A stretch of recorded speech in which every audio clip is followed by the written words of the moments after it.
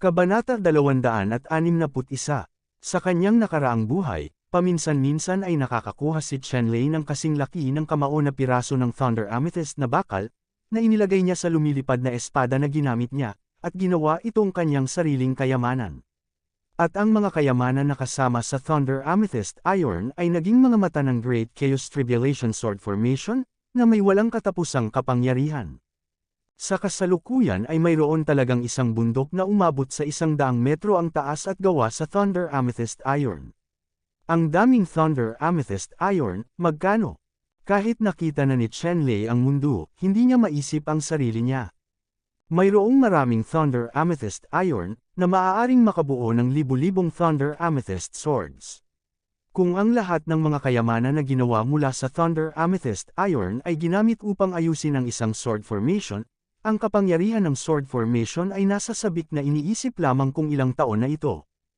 Hindi nakatiis si Chenlei, at nagmamadaling pumunta sa tuktok ng bundok ng Baizang na binago ng Thunder Amethyst Iron, upang kunin ang Thunder Amethyst Iron sa kanyang mga kamay. Nabasag, mabilis na sumugod si Chenlei, at mabilis na bumalik. Wala pa siya sa loob ng 100 metro mula sa Thunder Amethyst Iron bago siya natamaan ng malakas na ulan ng kulog at kidlat. Para makasigurado, dapat ay, nabali, niya ang kanyang likod. Ang lugar malapit sa Thunder Amethyst Iron ay napakasikip ng kidlat na ito ay kahanga-hanga. Bumuhos ang kulog at kidlat, parang isang tiyanhe na sumasabog na bangko. Ang kapangyarihan ng kidlat ay talagang napakarami. Kahit na si Chenlei ay isang likas na espiritu ng kulog na banal na katawan, bagaman ang kanyang pisikal na potensyal ay walang limitasyon, ngunit kapag siya ay lumalapit sa isang napakalakas na talon ng kulog, siya ay halos dumanas ng agarang sakuna. Sa sandaling ito, nahulog siya sa latian, na may malalakas na electric sparks na nagniningning sa kanyang katawan, at siya ay ganap na nawasak. Hindi inaasahan ni Chenlei na isang araw ay tadtad siya ng ganito ng kidlat. Nagmamadali niyang pinatakbo ang Lady Sutra upang ayusin ang sobrang lakas ng kulog at kidlat sa kanyang katawan, at pagkatapos ay nabawi niya ang kanyang mga sugat. Pagkatapos noon, tumayo si Chenlei at tumingin sa lugar ng Thunder Amethyst Iron. Ang lakas ng kulog at kidlat doon ay napakalakas kaya imposibleng makalapit siya. Kung hindi ka makalapit, hindi mo magagawang sarili mo ang Thunder Amethyst Iron Mountain. Sa ilang sandali, hindi alam ni Chenlei kung paano lutasin ang problema. Tinapik ni Chenlei ang kanyang ulo, iniisip kung paano makukuha ang kidlat at amethyst na bakal sa kanyang mga kamay. Biglang nagningning ang mga mata niya at may naisip siya. Bakit ko nakalimutan ito? Direktang kinuha ni Chenlei ang isang kayamanan mula sa storage ring na ito ay isang batong butil na nakita niya mula sa palengke, ang Thunder Spirit Bead. Sa oras na ito, ang Thunder Spirit Orb na ito ay hindi gaanong kulay abo at hindi kapansin-pansin, ngunit alam lang ni Chenlei na ang Thunder Spirit Orb na ito ay selyadong. Kung hindi ito tinatakan, tiyak na ibang-iba. Unang napasok ni Chenlei ang isang bakas ng espiritual na kaalaman sa Thunder Spirit Orb, pinino ito at inalis ito sa pagkakablock. Pagkatapos ay nakipagkamay siya at itinapon ang Thunder Spirit Orb sa kalangitan na puno ng mga Thunder Cloud. Si Lei Lingzhou ay naging isang puting liwanag, at lumipad papunta sa Thunder Cloud sa isang kisap mata. At pagkatapos ay ang kalangitan na puno ng kulog na liwanag ay tila naakit ng isang malaking atraksyon, lahat ay nagmamadali patungo kay Lei Lingzhou ng galit na galit. Ang balat ng bato sa labas ng Lei Lingzhou ay nabasag sa isang kisap mata, na nagpapakita ng katawan ng Lei Lingzhou. Isa itong mala-fist-sized na bilog na brilyante at parang kristal, purple na gas na nilagyan ng pinong Lingzhou. Ang espiritual na bowl ang ito, na naglalabas ng 10,000 talampakan ng lilang liwanag, ay umakit ng lakas ng kulog at kidlat mula sa lahat ng direksyon. Ang lahat ng lakas ng kulog at kidlat ay bumuhos sa Thunder Spirit Orb, at ang kulay ng Thunder Spirit Orb ay naging higit pa, palalim ng palalim, wala ng ibang pangitain. Sa sandaling ito, kahit na ang lugar kung saan matatagpuan ang Thunder Amethyst Iron ay walang kuryente, at lahat ay naaakit at naabsorb ng Thunder Spirit Orb. Hindi inalagaan ni Chenlei ang Thunder Spirit Orb. Alam niya ang kakaiba ng Thunder Spirit Orb.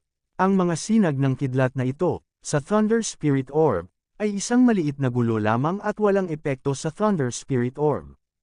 Tumalon siya pasulong at dumiretso sa tuktok na nabuo ni Thunder Amethyst Iron, na may matigas na kamay, sinusubukang bunutin ang Baizang Peak na nabuo ng Thunder Amethyst Iron. Sa kasamaang palad, maraming bagay ang sumasalungat sa orihinal. Napakabigat nitong Thunder Amethyst Iron. Kahit na mayroon siyang kapangyarihan ng dalawang dragon sa kanyang laman ngayon, hindi niya maiangat ang kahit ketiting na tuktok na nabuo nitong Thunder Amethyst Iron ng rurok ay nakaugat dito, nang hindi gumagalaw. I don't believe it, nauuna na si Bao Shan, I still can't take it. Umungol si Chen Lei, sinusubukang durugan ang Thunder Amethyst na bakal at alisin ito. Sa kasamaang palad, direkta niyang ginamit ang Golden Cudgel para maglabas ng 8 beses na critical na strike, at tumama sa tuktok na nabuo ng Thunder Amethyst Iron. Ang gintong cudgel ay halos masira, at ang tuktok na nabuo ng kidlat na amethyst na bakal, kahit na isang maliit na piraso ng amethyst iron ay hindi nalaglag. Naubos na ni Chen Lei ang lahat ng uri ng pamamaraan, ngunit hindi niya maiwasang gawin ang bundok na nabuo ng kidlat at amethyst na bakal. Ang Thunder Amethyst Iron na ito ay bininyagan ng walang katapusang kulog at kidlat sa loob ng daan-daang milyong taon. Matagal na itong pino at pinalapot sa isang katawan. Ang hirap isipin. Gusto ni Chen Lei na sakupin ang tuktok na nabuo ng Thunder Amethyst Iron na ito. Sa oras na ito, si Chen Lei ay natigilan at tuluyang nawala. Kung makaligtaan niya ang bundok na nabuo ni Thunder Amethyst Iron, naramdaman ni Chen Lei na hindi na niya makakatagpo muli ang ganoong kayamanang bundok sa kanyang buhay, ngunit sa kasalukuyang sitwasyon, kahit anong pilit niya, hinding-hindi niya magagawa, hukayin ito ng isang piraso ng treasure iron, na labis na ikinasira ng loob ni Chen Lei. Sa sandaling ito, ang Thunder Spirit Orb sa hangin ay palalim ng palalim. Ang walang katapusang electric light ay sinipsip lahat sa Spirit Orb. Sa loob ng transparent na Spirit Orb, malabo ang makikita ng isang rock pool. Ang lahat ng kulog at kidlat ay inilagay sa batong pool, napalitan ng espiritual na likido, mga lilang alon na umaalon. Sa oras na ito, ang kidlat sa itaas ng ulo ni Chen Lei ay naglaho, inihayag ang matagal ng nawawalang kalangitan, at mayroong hindi mabilang na mga ilaw ng kuryente sa paligid ng Thunder Swamp, na tumama mula sa lahat ng direksyon at nawala sa Thunder Spirit Thunder. Ano ang nangyari? Ano ang pakiramdam mo na ang Thunder Cloud sa Thunder Swamp ay humihina? Sa sandaling ito, lahat ng mga disipulo na naghahanap ng mga pagkakataon sa Thunder Swamp ay nakaramdam ng isang pangitain sa hangin. Sa sandaling ito, ang makapal na kulog sa hangin ay bumubulusok at umaalon, at ang mga ulap ay gamulong sa mga ulap. Ang kalangitan sa itaas ng Thunder Swamp ay napuno ng walang katapusang mga ulap ng kulog sa buong taon, at ang kulog at kidlat ay kumikislap paminsan-minsan.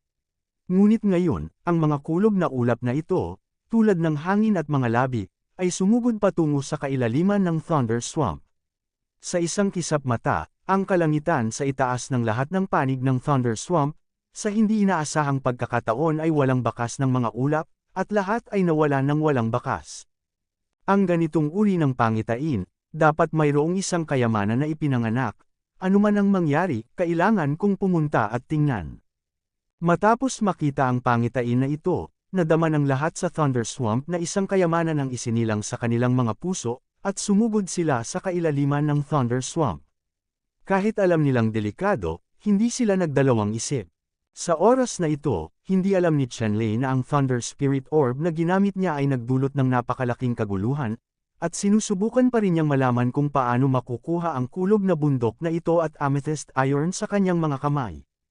Kabanata 262. Sa oras na ito, napansin din ni Chen Lei ang pangitain ng Thunder Spirit Orb, ngunit hindi niya ito isinasa puso, ngunit iniisip kung paano gagawing puso ang Thunder Amethyst Iron Mountain na ito, kunin mo. Kaya lang, ang bundok na ito na gawa sa Thunder Amethyst Iron ay masyadong mabigat at malakas para ilipat, sirain, o kunin, kaya walang magawa si Chen Lei. Imposible bang mahanap ang kayamanan sa harap ko? Nanlungo si Chen Lei, at dahan-daw ang lumipas ang oras. Makalipas ang isang araw at isang gabi, wala pa ring naiisip na paraan si Chen Lei para maalis ang Thunder Amethyst Iron na ito. Sa araw at gabing ito, may ilang malalakas na tao sa labas, ngunit tumawid sila sa Thunder Swamp at lumitaw malapit sa gitna ng Thunder Swamp. Kahit na ang panganib sa Thunder Swamp ay lubhang mapanganib, pagkatapos ng pagkawala ng kalangitan na puno ng thunderclouds, ang panganib ng Thunder Swamp na ito ay nabawasan ng higit sa kalahati. Bagamat ang ilang halimaw ay malupit, para sa mga makapangyarihang martial artist, basta't mag-iingat ka, maiiwasan mo pa rin sila, hindi mo kayang iwasan, tutal, nandito sila para manghuli ng kayamanan, hindi para manghuli ng mga halimaw. Kaya, sa ilalim ng gayong mga kalagayan, mayroon pa ring ilang malalakas at mahuhusay na disipulo na tumawid sa labas ng Thunder Swamp at pumasok sa gitnang lugar. Sa lugar na ito, ang mga disipulong ito ay nakakuha ng maraming isa-isa. Pagkatapos ng lahat, kahit na unang dumating si Chenlei sa gitnang lugar ng Thunder Swamp, kung gaano karaming mga espiritual na halamang gamot at elixir ang maaari niyang inumin ng mag-isa, itong malaking Thunder Swamp sa gitnang lugar, isang malaking halaga ng mga espiritual na materyales ang lumaki din. Iyon ay isang 10,000 taon na prutas. Isang estudyanteng sumugod sa kailaliman ng Lightning Swamp ang biglang nakadiscover ng isang maliit na puno ng pulang prutas. Ang mga prutas sa ibabaw nito ay kasing pula ng dugo, naglalabas ng mainit na temperatura, at nasusunog ang lupa sa paligid nila. Isang tuyo, basag, mabangong aroma. Tuwang-tuwa ang estudyanteng ito. Ang 10,000 taong gulang na si Zhu Guo ay talagang isang pambihirang kayamanan. Direkta man itong nilunok o ginagamit upang pinuhin ang gamot, ito ay lubhang kapakipakinabang at hindi mabibili ng salapi. Ang alagad na ito ay maingat na nagmamasid sa paligid at kinumpirma na walang panganib bago siya tumalon at nahulog sa harap ng 10,000 taong gulang na prutas na vermilion. Inaamoy ang halimuyak ni Zhu Guo, naramdaman ng disipulong ito na malapit nang bumukas ang mga butas sa kanyang katawan, at ang kanyang buong katawan ay nakaramdam ng kalmado. Huminga siya ng malalim at bumulong sa sarili, ito nga ay isang pambihirang gamot, at ang epekto nito ay pambihira. Pagkatapos magsalita, iniunat niya ang kanyang kamay at kinuha ito patungo sa 10,000 taong gulang na prutas na vermilion. Gayunpaman, sa sandaling ito, isang biglaang pagbabago ang naganap, at ang lupa ay biglang sumabog, at isang malaking bibig na may matalim na puting pangil ang tumubo dito. Kinuha niya ang disipulo at ang 10,000 taong gulang na prutas na vermilion sa isang subo, lunukan ito. Pagkatapos noon, nakita ko ang isang malaking itim na figure na nagmamadaling lumabas sa lupa, tumakas ng ilang 10 metro, at pagkatapos ay nahulog ng husto sa latian. Sa di kalayuan, isa pang estudyante ang nasaksihan ng lahat ng ito sa sarili niyang mga mata, at ang kanyang puso ay tensyonado. Ang malaking itim na anino ay isang higanting buwaya na 100 metro ang haba at natatakpan ng itim na parang bakal na kalistis. Lumalabas ang kanyang hininga. Natatakot ang mga tao. Ito ang gitnang lugar ng Thunder Swamp. Bagaman mayroong lahat ng uri ng bihira at kakaibang kayamanan, ito ay mapanganib din. Kung medyo pabaya ka, ito ang kapalaran ng alagad na nilamon ng higanting buwaya kanina lang. Ang isa pang alagad sa di kalayuan, nang hindi lumilingon, ay lumakad palayo, iniwasan ang lugar na ito, alam na ang higanting buwaya na ito ay tiyak na hindi niya kayang harapin ngayon. Ang mga katulad na bagay ay patuloy na nangyari sa gitnang lugar ng Raw Gunter. Sa loob lamang ng isang araw, mahigit 100 makapangyarihang alagad ang nahulog sa iba't ibang panganib. Siyempre, mayroon ding ilang mga alagad na malakas o nagtataglay ng makapangyarihang mga kayamanan ng proteksyon. Nilakbay nila ang lahat ng paraan at sa wakas ay narating nila ang lugar sa gitna ng Thunder Swamp. Nang dumating ang mga taong ito sa gitna ng Thunder Swamp, namula ang kanilang mga mata nang makita nila ang nagniningning na Thunder Spirit Orb na nakabitin sa hangin. Ipunan ang lahat ng thundercloud sa Thunder Swamp at ay absorb ang liwanag ng kulog at kidlat. Kahit na hindi mo alam kung ano ito, maaari mong tapusin na ang hiyas na ito ay talagang isang pambihirang kayamanan. Sa pagtingin sa gayong walang kapantay na hiyas, talagang walang dahilan upang mawala. This booty is destined for me, umalis na kayo dito. Hindi napansin ng isang binata na nakasuot ng silver armor at pambihirang kabisera ng Britanya ang tingin ng lahat, lalo pa si Chenlei sa harap ng kulog at amethyst Iron Mountain Peak. Hinawakan ito ng isang Lei Lingzhou. Anong klaseng bagay ang pinaglalakas loob mong sabihin dito nang walang kahihiyan? Isang binata na may maapoy na pulang buhok at isang mukha na nababalutan ng masamang aura ang malamig na bamulong at sumuntok. Isang maapoy na haligi ng apoy ang lumipad mula sa kanyang kamao at tumama sa binata na nakasuot ng pilak na baluti. Lumipat sa gilid ang batang lalaki na nakasuot ng silver armor, at isang nagniningas na sinag ng liwanag ang bumagsak sa lugar kung saan nakatayo lang ang batang nakasuot ng silver armor. Ang tubig sa lugar na iyon ay pinatuyo ng mataas na temperatura at lumabas. Malaking patak ng puting ambon. Susunod, ang putik at sandstone na sumungaw at nag-iipon ng tubig ay mabilis na natunaw at naging pula ang magma sa ilalim ng nagniningas na pulang sinag. Sa isang kisap mata, ang latian na umaapaw sa tubig ay naging suffocate. Magma pool. Ang kabataang nakadamit pilak ay may malamig na mga mata, nakatitig sa nagniningas na kabataang pula ang buhok. May extra long silver bow sa kamay niya. Nakabaluktot ang busog at binaril ng palaso ang nagniningas na pulang buhok na binata, sunod-sunod. Ang palaso ay nagpalabas din ng pilak na liwanag, tulad ng isang pilak na dragon, na naglalabas ng isang matalim at nakakatusok na tunog, na sinakal ang pulang buhok na batang lalaki. Ang maapoy na pulang buhok na batang lalaki ay nagbigay ng kakaibang sigaw, na nag-iwan ng bowl ang apoy sa lugar, na bumaril sa siyam na ilaw na pilak na arrow. Siyam na silver arrow na ilaw ang tumagos sa kailaliman ng latian. Hindi ko alam kung gaano kalayo, nag-iiwan ng siyam na malalaking black hole, medyo malamig ang hangin. Ikaw ba ay alagad ni Fen Tianwan?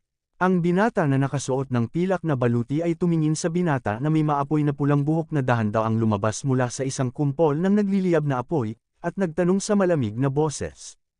Oo, kung ikaw ay may paningin, ikaw ay isang alagad ng Silver Star God Dynasty. Malakas ding tanong ng pulang buhok. Hindi masama. Itinaas ng kabataang nakasuot ng silver armor ang silver bow sa kanyang kamay at tumango. Sa kasalukuyan, mayroong 4 o 5 iba pang mga teenager sa larangan, alinman mula sa banal na lupain o mula sa banal na dinastiyang, at isa sa kanila ay isang prinsipe mula sa Dagon Empire. Ang mga disipulo ng mga banal na lugar na ito, ang mga Diyos at kaharian ng Dagon, tulad ng Juntian Holy Land at Lingshu Holy Land, lahat ay sumikop sa 7 pangunahing sekta na disipulo at pumasok sa naliwanag ang lihim na kaharian na ito. Sa naliwanag ang lihim na kaharian na ito, ang mga taong ito ay masasabing nakakuha ng malaking tagumpay, at bawat isa sa kanila ay tumaas ng 10 beses o kahit na 12-12 beses na higit pa kaysa noong sila ay pumasok sa Kishan Secret Realm, at bawat isa sa kanila ay nakalusot sa Gang Demon. Kaharian. Halimbawa, ang pulang buhok na disipulong Fen Tiankai na ito ay natuklasan ang sinaunang uwak ng apoy na panloob na alchemy sa lambak ng apoy sa lihim na kaharian ng Kishan, pinagsama at hinigop ito, at hindi lamang pinalapot ang napakabihirang uwak ng apoy na masamang espiritu, nakakuha din siya ng isang tiyak talentadong magical power ng Fire Crow Clan, at ang kanyang lakas ay tumaas. Kabanata 263. Ang Silver Armored Youth ay isang maharlika ng Silver Star God Dynasty, na isang makapangyarihang God Dynasty na mas malakas kaysa sa Crimson Fire God Dynasty, at daan-daang libong milya ang layo mula sa Chu State. Hindi ko talaga alam kung paano lumitaw dito ang Silver Armored Youth na ito ng Silver Star Empire. Ibig sabihin, ang mga kabataang pulang buhok sa Fen Tiankai, bilang isang alagad ng banal na lupain, ay may kaalaman, kung hindi ay hindi makikilala ng mga ordinaryong tao ang pagkakakilanlan ng kabataang nakadamit pilak. Ang mahalagang orb na ito ay natural na nakuha ng kapangyarihan. Itinuturing ninyong dalawa na sa inyo ang bowl ang ito, kaya huwag ninyo kaming masyadong dalhin. Ang ibang mga kabataang lalaki ay lumalabas ng mas madalas.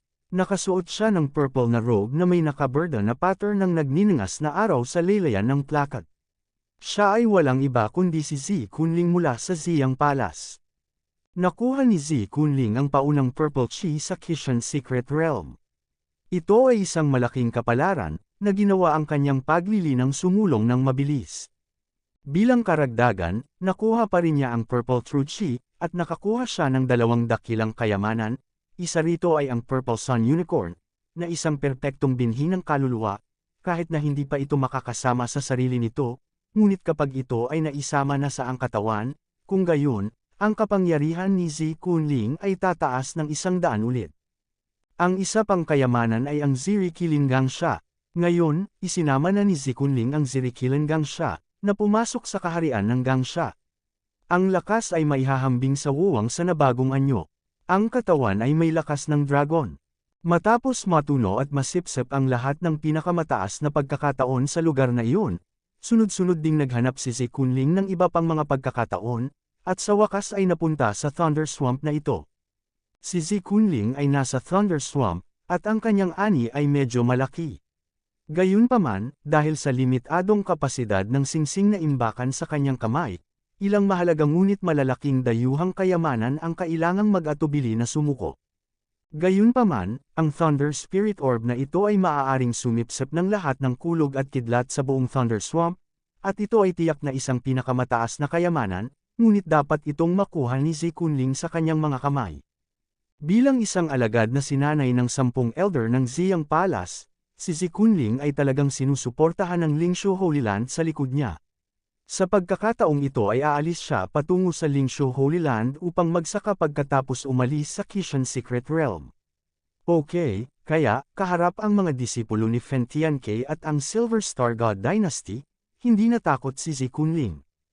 Ang lakas ni Zi Kunling, maging ang pulang buhok na batang lalaki sa Burning Heaven Cave, o ang Silver Armored Boy ng Silver Star God Dynasty, ay napakalinaw, ngunit hindi sila natatakot, Zi Kunling.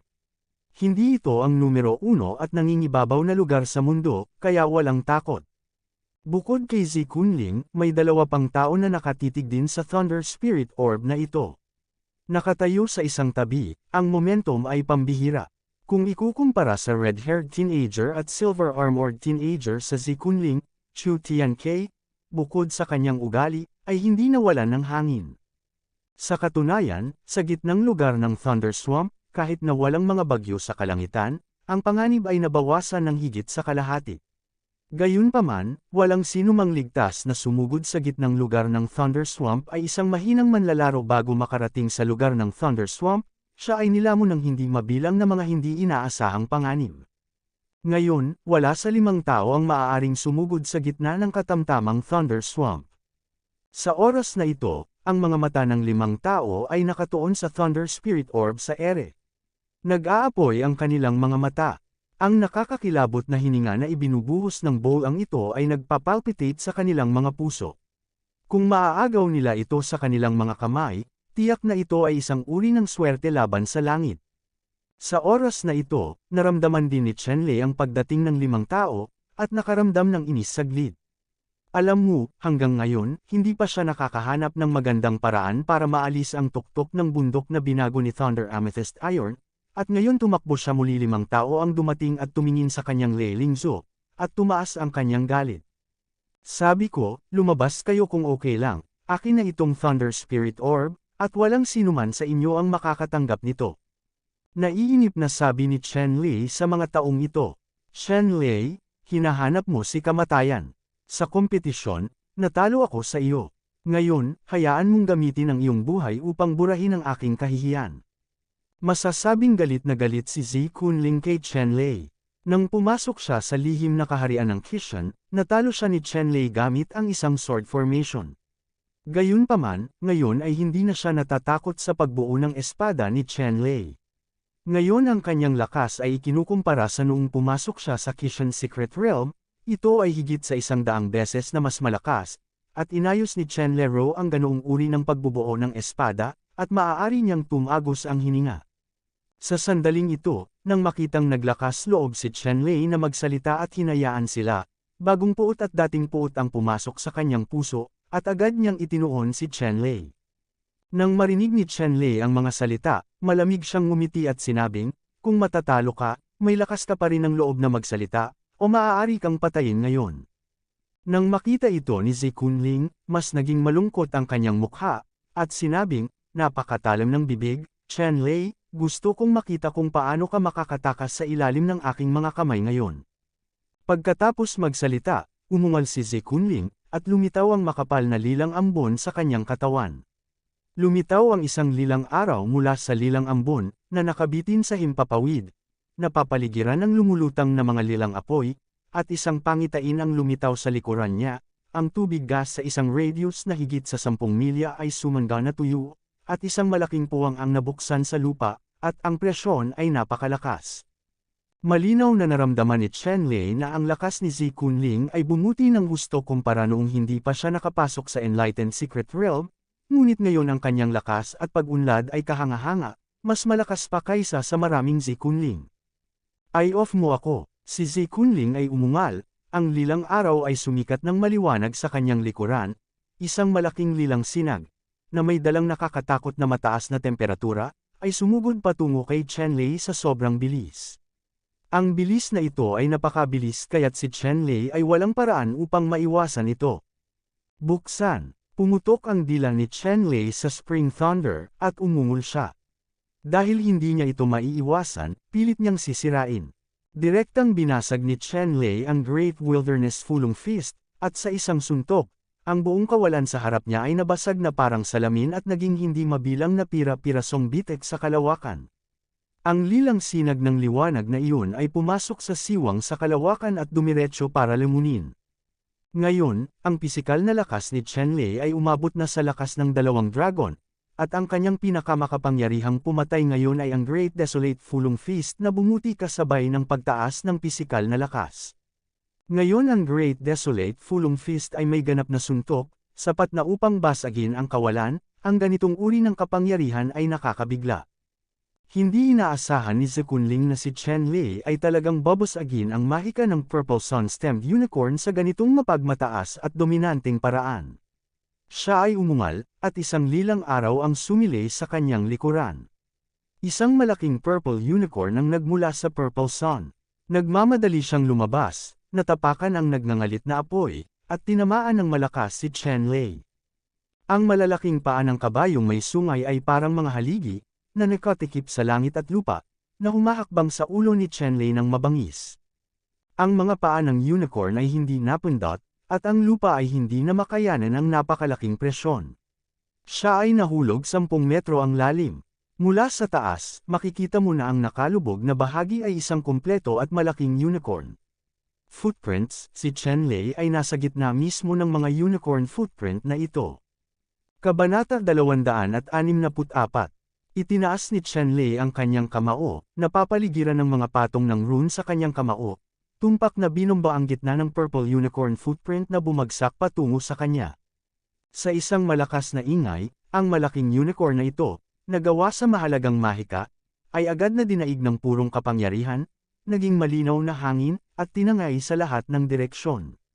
Sa gitna ng Chen Lei, ang lupa sa ilalim ng kanyang mga paa ay lumubog ng isa pang 10 metro sa isang kisap mata, at ang malalaking bitik ay kumalat sa lahat ng direksyon.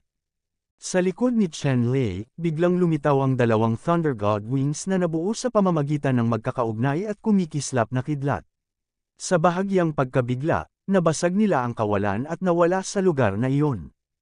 Hindi maganda, hindi makuha ni Zi Kunling ang bilis ni Chen Lei sa kanyang mga mata, ngunit alam din niya na tiyak na sasalakayin siya ni Chen Lei, ang kanyang katawan ay naililipat ng lilang liwanag, at isang malaking kalasag sa sigla ang lumitaw. Ang kanyang Yuan Chi Shield ay hindi eksaktong kapareho ng pangkalahatang Yuan Chi Shield. Mayroong isang serye ng mga lilang rune dito, na mahigpit na sinusuportahan at mukhang hindi masisira. Ang paglipat ni Zi Kunling ay walang alinlangan na nagligtas sa kanyang buhay. Matapos masira ng Thunder God Wings ni Chen Lei ang kawalan, agad siyang lumitaw sa likuran niya, at pagkatapos ay nagpasabog ng suntok. Nakita kong tinamaan ng malakas na puwersa si Zi Kunling, malaking baseball, lumipad ito patungo sa langit sa isang kisap mata, at ang kalasag na natatakpan ng mga purple rune ay tahimik na nabasag sa hangin sa isang flash. Si Zi Kunling ay parang isang malaking bato, na nakatanim ng husto sa lupa, dinurog ang latian sa isang malaking hukay ng ilang kilometro ang lalim, at siya mismo ay direktang nalubog sa daloy ng putik sa latian. Habang umaatungal, lumipad si Zi Kunling mula sa ilalim ng latian at sumalok ng malaking putik. Sa kasalukuyan, ang kanyang buong katawan ay natatakpan ng putik, at ang kanyang purple na baluti ay napunit din, lalo na ang nasa likod. Lahat sila ay sumabog, at ilang piraso ng battle armor ang malalim na nakabaon sa laman at dugo ni Zi Kunling. Lumilipad sa himpapawid, isang layer ng purple na liwanag ang bumangon mula sa katawan ni Zi Kunling, inalog ang putik sa buong katawan niya. Puno ng kalupitan at kapangitan ang gwapo niyang mukha. Hindi pa siya nakaranas ng ganoong kalaking kawalan. Ang suntok ni Chen Lei ay nagbigay sa kanya ng malalim na pag-unawa kung ano ang ibig sabihin ng maging masakit. Chen Lei, gusto kitang sirain. Napasigaw si Zi Kunling sa galit, at isang layer ng misteryosong purple gas ang lumitaw sa kanyang katawan. Sa sandaling lumitaw ang lilang gas na ito, mabilis itong lumawak, at sa isang iglap, binalot nito si Chen Lei. Sa sandaling pinasok ni Chen Lei ang purple na gas na ito, hindi na siya makakita o maamoy. Nagulat si Chen Lei. Naranasan niya ang ganitong sitwasyon. Sa simula, ang disipulo ng Xuan Wupik na si Zhuang Feiyang ay nagsasanay sa paglilinang. Ang palad ni Xuan Wufeiyon ay may epekto ng panlilinlang sa mga taong may 5 pandama. Ang lilang gas na ito, kumpara sa Xuan Wufeiyon palm ni Zhuang Feiyang, ay 10 o 100 beses na mas epektibo sa pag-alis ng 5 pandama. Parang natanggal ang 5 senses niya. Wala siyang makita at maramdaman. Hindi, kahit na nag-radiate siya ng banal na kamalayan, wala itong epekto. Ang ganitong uri ng kakaibang lilang gas ay maaaring talagang harangan ang banal na kamalayan. Sa sandaling ito, si Chen Lei ay parang baliw at bulag. Biglang, isang matinding sakit ang nagmula sa kanyang dibdib, ngunit sinampal ni Zi Kunling ng palad ang dibdib ni Chen Lei. Sa sandaling ito, nawalan ng 5 pandama si Chen Lei, na protektahan ang kanyang espiritual na kamalayan, at nawala ang kanyang pangunawa sa labas ng mundo. Hindi niya napansin ang palad ni Zi Kunling, kaya paano niya ito maiiwasan? Kaya lang hindi masyadong malakas ang lakas ng palad ni Zi Kunling, masakit lang sa dibdib ang naramdaman niya, pero hindi naman siya masyadong nasaktan. Tumingin si Zi Kunling sa kanyang palad, at si Chen Lei ay halos walang pakialam, labis na nagulat. Alam mo, sa palad lang, ginawa niya ang lahat, pero hindi niya sinaktan si Chen Lei. Wala man lang siyang nabali. Gaano ka-abnormal ang physical defense ni Chen Lei? Kung hindi mo kayang patayin sa isang palad, hindi ako naniniwalang hindi mo kayang patayin ng 10 o 100 palad. Si Zi Kunling ay mabangis, itinaas ang 2 palad, at direktang iwinagayway ang anino ng kalangitan, at tinamaan si Chen Lei. Si Chen Lei ay parang bola, na tinamaan ni Zi Kunling sa buong sahig, hindi nakayanan. Bagamat hindi nakatiis si Chen Lei, hindi kayang saktan ng lakas ng palad ni Zi Kunling si Chen Lei. Ngayon ang katawan ni Chen Lei ay mas matigas kaysa sa ilang tier 5 na kayamanan. Paano sumakit ang palad ni Zi Kunling? Alam din ni Zi Kunling na si Chen Lei ay walang kakayahan na magkaroon ng isang pares ng mataba na palad, ngunit hindi ito nangangahulugan na hindi niya kayang patayin si Chen Lei. Biglang itinaas ni Zi Kunling ang kanyang kamay, at isang malaking gintong martilyo ang lumitaw sa kanyang kamay. Ang ginintoang martilyo na ito ay isang kayamanan na nakuha niya mula sa misteryosong ito na nagbibigay liwanag, mayroon itong isa sa pinakamakapangyarihang katangian, ito ay ang breaking defense. Gaano man kalakas ang defensive ability ng kalaban, sa harap nitong sirang U-hammer, ito ay mawawalan ng silbi at gagawin, masisira sa pamamagitan ng martilyo. Ikan-away ni Zi Kunling itong sirang U-hammer at hinampas ito sa ulo ni Chen Lei. Mabilis at mabangis ang martilyo. Ang ulo ng martilyo ay nagbuga ng mga nagtatanggol na rune, umikot sa ulo ng martilyo, at tumama ng malakas sa ulo ni Chen Lei. Ngumisi si Zi Kunling hanggat ang suntok na ito ay tumama sa ulo ni Chen Lei, tiyak na mamamatay si Chen Lei. Ang sirang U-hammer na ito ay nahulog ng husto. Gayunpaman, nagbago ang ekspresyon ni Zi Kunling, dahil sa kanyang imahinasyon, ang martilyo na ito ay walang pakiramdam ng pagdurog sa ulo ni Chen Lei sa mga bulaklak, ngunit sa halip ay tumama sa isang bukas na espasyo. Ang martilyo na ito ay napakalakas na maaari nitong direktang basagin ang lupa sa isang malaking butas hanggang sa 1,000 metro ang lalim, ngunit ito ay walang silbi para sa mga itlog. Chen Lei, paano ka makakapagtago? Sa aking maagang purple chi, isa akong ganap na master, paano ka makakatakas? Si Zi Kunling ay umungal, at ang higanting martilyo sa kanyang kamay ay hamampas pabalik, na tumama kay Zi Kunling na hindi alam kung kailan siya nagpakita sa kanyang likuran. Maaga ba ang purple chi? Magaling talaga, pero masyado kang proud sa sarili mo. Ang boses ni Chen Lei ay malamig na parang yelo. Mahigpit na hinawakan ng isang kamay ang hawakan ng naputol na U-hammer na ibinato ni Zi Kunling, at ang isa naman ay hamampas ng suntok, na tumama sa likod ni Zi Kunling. Napakalakas ng suntok na ito at direktang tinalo si Zi Kunling hanggang sa samuka siya ng dugo. Kung hindi dahil sa kritikal na sandali, pinakilos ni Zi Kunling ang lahat ng kanyang unang purple na enerhiya upang protektahan ang kanyang likod na puso, ang suntok na ito ay maaaring direktang matalo ang purple Kunling sa ground flesh. Ang unang purple chi ni Zi Kunling ay talagang napakalakas. Kung sa umpisa pa lang, direktang papatayin ni Zi Kunling si Chen Lei. Posibleng nahulog si Chen Lei sa gutter, ngunit gumamit si Zi Kunling ng isang pares ng laman para ilabas ang kanyang galit. Ang palad ay tumama sa katawan ni Chen Lei nang hindi bababa sa 100 palad bagamat ito ay medyo kaaya-aya, ito ay halos walang sakit para sa pisikal na katawan ni Chen Lei. Sa panahong ito, ganap na pinakilos ni Chen Lei ang kapangyarihan ng kanyang espiritual na kamalayan. Hindi siya naniniwala na ang unang purple chi na ito ay talagang ganap na maprotektahan ang espiritual na kamalayan. Gaya ng naisip ni Chen Lei, pagkatapos na subukan, sa wakas ay nagamit ni Chen Lei ang mga Diyos. Kabanata 265. Nang basagin ni Zi Kunling ang kanyang ulo gamit ang sirang Yu Hammer, inalag-alog niya ang Thor's wings, diretsyong umiwas, lumitaw sa likod ni Zi Kunling, at nagpasabog ng suntok. Napakalakas ng suntok ni Chen Lei na halos mabali niya ang lahat ng buto ng katawan ni Zi Kunling. Sa katunayan, kung walang tunay na purple na katawan ng chi si Zi Kunling, ito ay magiging langit na puno ng giniling na karne sa sandaling ito. Natural, hindi bibigyan ni Chen Lei si Zi Kunling ng isa pang pagkakataon na bumalik. Ang mga pakpak ni Thor ay nanginginig sa likuran niya, tulad ng isang anino, at agad na lumitaw sa tabi ni Zi Kunling, isa pang suntok. Sa ganoong kalayuan, si Zi Kunling ay hindi maaaring gumamit ng anumang kayamanan, at maaari lamang itaas ang sirang Yu martilyo ng galit na galit upang pigilan ang labis na suntok ni Chen Lei. Hinampas ni Chen Lei ang sirang Yu martilyo gamit ang isang kamao, ng buong lakas, muli na niyanig si Zi Kunling na lumilipad. Si Chen Lei ay sumunod na malapit, ang kanyang mga kamao ay patuloy na pumuputok, ang walang laman ay patuloy na nabasag, at ang katawan ni Zi Kunling ay nanginginig at siya ay patuloy na umuubo ng dugo. Kahit na si Zi Kunling ay nakakuha ng maraming swerte, masasabing siya ay nakagawa ng mabilis na pag-unlad, at mayroon din siyang kapangyarihan ng isang dragon, ngunit kung ikukumpara kay Chen Lei, ito ay malayo pa rin sa mundo. Blink of an eye, binigay siya ni Chen Lei, basag-basag ang internal organs niya.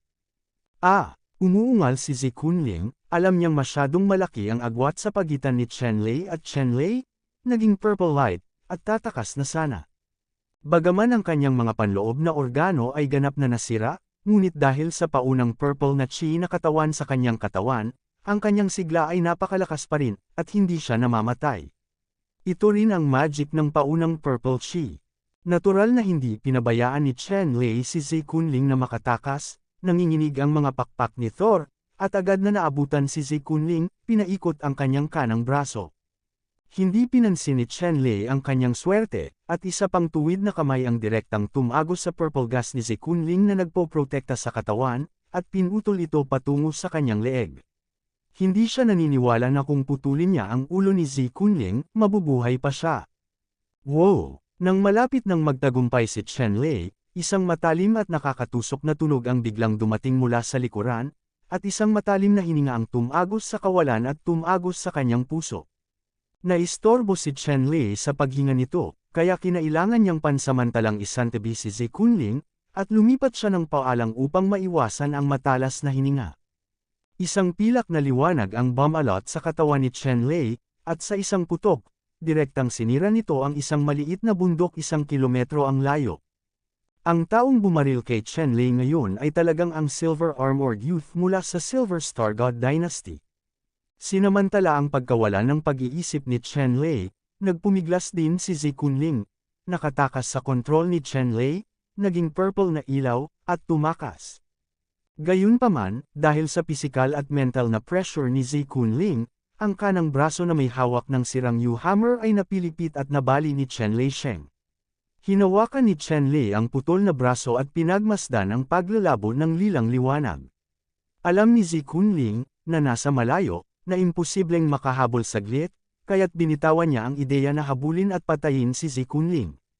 Sa sandaling ito, isa pang silver light ang tumagos sa likod ng ulo ni Chen Lei. Mabilis, malupit, nakakalason, at tumpak. Direktang kinuha nito ang mga pangunahing punto ni Chen Lei. Ito ang pumatay sa kanya.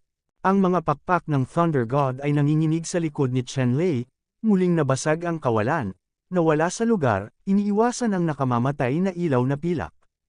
Nang muling lumitaw si Chen Lei, nagpakita na siya sa loob ng 1 kilometro mula sa Silver Armored Youth. Ang binatang ito na nakasuot ng silver armor ay hindi alam kung saan siya nanggaling, ngunit halatang galit siya kay Chen Lei Bao. Hindi lamang niya pinamunuan, kundi ipinatawag at pinatay pa siya. Dahil ito ang kaso, masyadong tamad si Chen Lei na tanungin ang pinagmulan ng kabilang partido. Kung gusto ng kabilang partido na kitilin ang kanyang buhay, kailangan niyang tiisin ang galit ng kanyang ganting atake. Hinubad ni Chen Lei ang storage ring sa kanang daliri ni Zi Kunling, at pagkatapos ay tinanggal ang sirang Yu Hammer. Tungkol naman sa putol na braso ni Zi Kunling, paimpol niyang itinapon ito sa tubig. Matapos gawin ito, binasag muli ni Chen Lei ang kanyang anyo at sumugod patungo sa kabataang nakadamit pilak. Malamig na sumangot ang binata sa silver, at wala siyang pakialam sa pag-atake ni Chen Lei.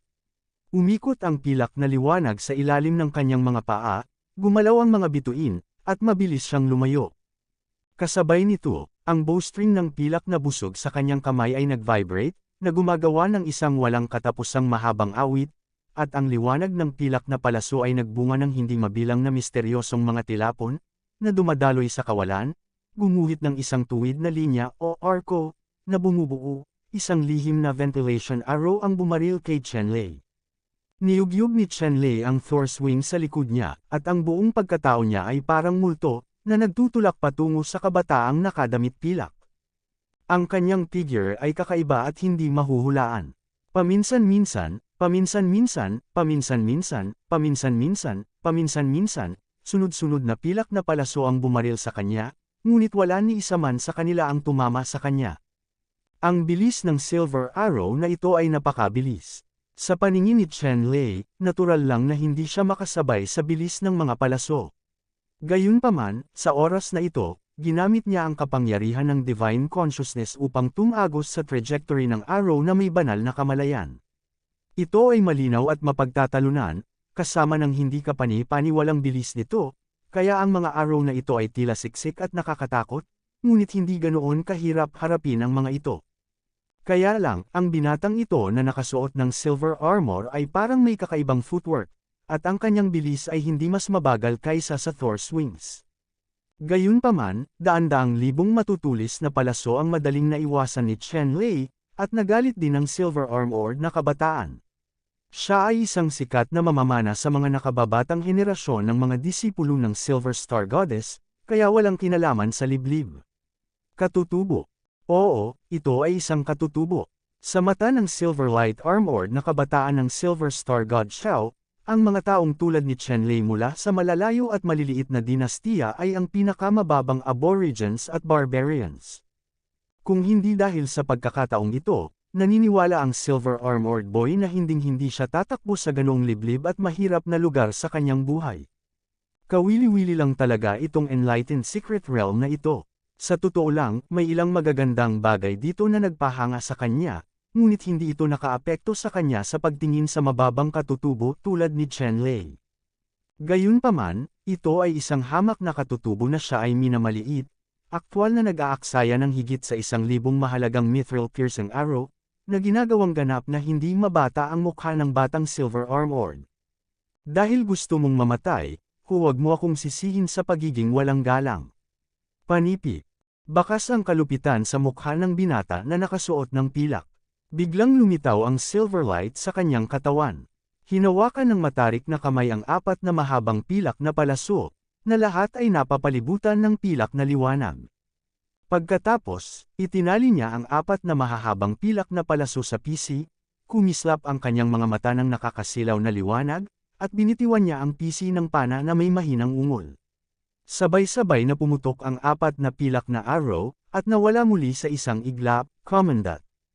Sa suntok na ito, ginamit ng Silver Armored Youth ang secret archery technique ng Clan Star Pendant. Apat lamang na matutulis na arrow, na pinagsama ng masaganang pilak na liwanag ng bituin, ang nahulog mula sa langit, tulad ng apat na bulalakaw, na tumama kay Chenlei. Ang bilis ng apat na matutulis na arrow na ito ay masyadong mabilis, at sa isang uri ng mapanirang momentum, nahulog sila mula sa langit at mahigpit na ikinulong si Chenlei, at walang paraan upang maiwasan ang mga ito. If you like my video, please don't forget to like and subscribe. Jessica Datuan Ortiz. Kabanata 266. Ang bilis ng apat na matutulis na arrow na ito ay napakabilis, kahit na patuloy na ilalabas ni Chenlei ang kanyang divine consciousness, ang apat na streamer lang ang mahuhuli niya, at hindi niya talaga makita ang hugis ng mga arrow. Sa oras na ito, walang oras si Chenlei na gumamit ng anumang kayamanan, kaya kinailangan niyang ipasok ang tunay na kapangyarihan ng kanyang katawan sa sirang Yu Hammer sa kanyang kamay.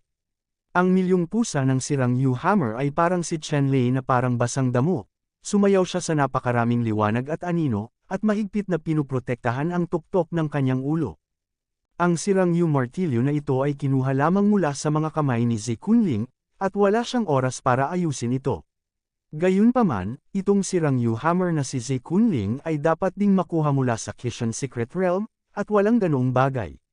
Sa pagpino, walang aura na iniwan ni Zi Kunling sa panahon ng pagbabawal, kaya maaari din itong mabura ni Chenlei.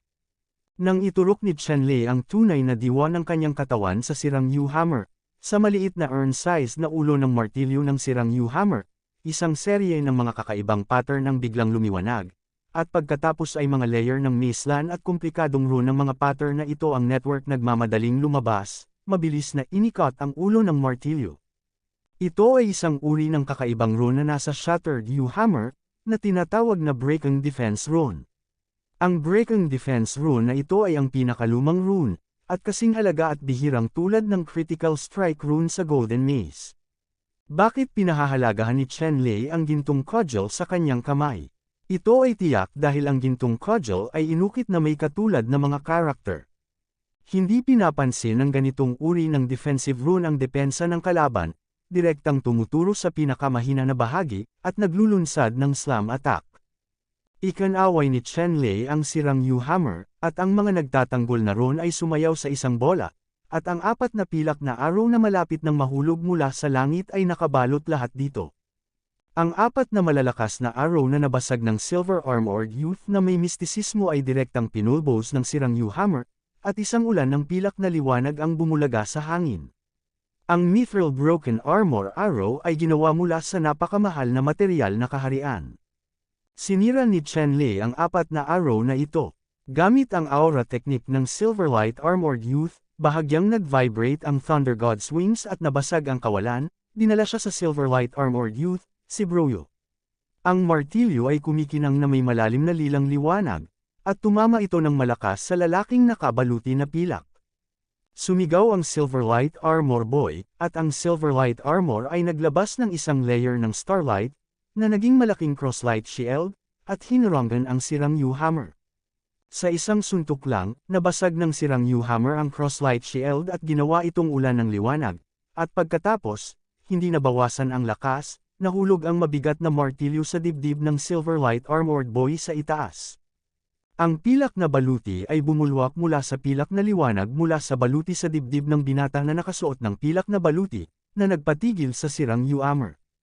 Gayunpaman, ang mga layer ng defensive rune sa ulo ng martilyo ng sirang Yu Hammer ay direktang hindi pinansin ang 10,000 zang Silverlight Defense, at hinampas ang Heart Shield gamit ang martilyo. Napuno ng lahat ang katawan ng Silver Armored Youth. Ang Silver Armored Youth, na may marangal na katayuan, ay anak ng isang tiyak na hari ng Silver Star God Dynasty. Ang kanyang katawan ay kasing lagkit at hindi kapani-paniwalang malakas. Gayunpaman, sa pagharap sa kamangha-manghang kapangyarihan ng dalawang dragon ni Chenlei, ang kanyang katawan ay marupok tulad ng isang manikang porselana. Sa isang kisap mata, ang kanyang laman ay agad na sumabog sa hindi mabilang na dugo, bumulwak mula sa mga puwang sa pilak na baluti. Inalis ni Chenlei ang storage ring at set ng silver armor na nalaglag ng batang lalaki sa silver armor, bago siya tumingin sa tatlo pa. Chenlei, Ang lakas ng loob mong patayin ang mga tao ng Silver Star God Dynasty, patay ka na. Ang pulang buhok na batang lalaki ay tumingin kay Chen Lei, nakatingin sa mga patay. Natural na alam ni Chen Lei kung gaano kalakas ang Silver Star God Dynasty. Gayunpaman, ang Silver Star God Dynasty ay daan-daang libong milya ang layo. Gusto niyang hanapin siya para makaganti. Hindi niya alam kung kailan siya maghihintay hanggang doon. Ito ay umunlad hanggang sa punto kung saan hindi na kailangang katakutan ang Silver Star God Dynasty. Hindi isinasa puso ni Chen Lei ang mga salita ng pulang buhok, ngunit tumingin sa kanilang tatlo at sinabing, "Gusto mo bang gawin ito sa akin, o umalis ka agad sa lugar na ito?" Ang mga salita ni Chen Lei ay naging sanhi ng bahagyang pagkunot ng noo ng tatlo, lalo na ang maapoy na pulang buhok na binatilyo, na talagang labis na takot kay Chen Lei. Matapos marinig ang mga salita ni Chen Lei, nang walang sinasabi, ang kanyang katawan ay naging apoy at direktang umalis. Ang natitirang dalawang tao, ang isa ay ang prinsipe ng dinastiyang Dachu, at ang isa ay ang anak ng Dagon Empire. Narinig nilang dalawa ang babala ni Chen Lei, ngunit hindi sila kumikibo, at hindi sila gumalaw, ayoko nang umatras kahit kaunti. Chen Lei, ang galing mo talaga, pero tayong dalawa ay magkapit-bisig at hindi naniniwalang mananalo ka. Ang prinsipe ng dinastiyang Dachu at ang hari ng imperyo ng Dagon, si Hao Shizi, ay hindi lamang nagkita noon, ngunit napakabuting magkaibigan din. Pareho silang ipinagmamalaki ng langit. Maaari silang tumawid sa mga panganib mula sa labas ng Thunder Swamp at makarating sa gitnang lugar ng Thunder Swamp, inilalarawan nito ang puntong ito. Sa unang pagkikita pa lang nila ay patago nang napag-usapan ng dalawa ang magkasanib na aksyon. Pareho silang naniniwala na hanggat silang dalawa ay nagsanib puwersa, tiyak na wawakasan nila ang lahat, maging ang mga henyo tulad nina Chen Lei at Zi Kunling. Siguradong hindi ito ang kalaban nilang dalawa. Nang makita ni Chen Lei ang 2 taong ito na sinasabi ito, halatang sakam pa rin siya, at hindi na siya kinukumbinsi, na nagsasabing, kung ito ang kaso, tingnan mo ang totoong kabanata sa iyong mga kamay. Nagtawanan ang dalawa, iyon ang ibig kong sabihin, Chen Lei, halika, kunin mo ang aking buhay. Pagkatapos magsalita, sumigaw ang prinsipe ng dakilang dinastiyang Chu, at lumitaw ang isang sibat ng digmaan sa kanyang kamay. Ang gintong liwanag ay umapaw, at ang sibat ay mabangis na bumagsak patungo kay Chen Lei. Sa ilalim ng sibat na ito, biglang nag-crack ang marshland. Ang malaking agwat ay mabilis na umabot sa lugar kung nasaan si Chen Lei. Tinapakan din ni Wang Hao Shizi ng kaharian ng Dagon ang kanyang mga paa, at ang nakapalibot na tubig ay tumaas sa kalangitan, naging isang transparent na water sword handle, at sumabog patungo kay Chen Lei. Itong transparent na water sword, naglalabas ng malamig at napakatalam na liwanag, ilang ang mga higanteng puno sa daan ay direktang nawasak ng transparent water sword na ito. Likas na nararamdaman ni Chen Lei ang lakas ng 2 taong ito. Kahit na ang lakas ng 2 taong ito ay hindi kasing husay ni Zi Kunling, ang pagkakaiba ay limitado. Kung ang dalawa sa kanila ay nagtutulungan, ang kanilang lakas ay talagang mas mataas kaysa kay Zi Kunling. Gayunpaman, ang kasalukuyang lakas ni Chen Lei ay mas mataas kaysa kay Zi Kunling.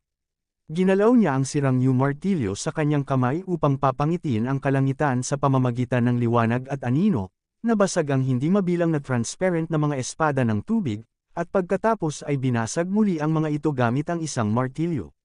Sa sibat ng prinsipe ng Dachu Dynasty, isang malaking puwersa ang direktang nagpatalsak sa sibat.